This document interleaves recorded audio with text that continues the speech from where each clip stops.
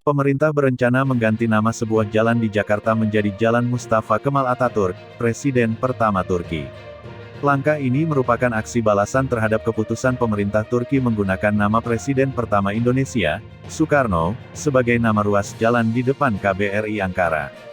Namun, rencana pemerintah Indonesia itu kemudian diprotes oleh Majelis Ulama Indonesia, MUI, dan Partai Keadilan Sejahtera, PKS. Mereka beranggapan bahwa penggantian nama jalan di Jakarta dengan nama Atatürk akan melukai hati umat Islam. Pasalnya, Atatürk dikenal sebagai pemimpin diktator yang kebijakan-kebijakannya dianggap merugikan umat Islam.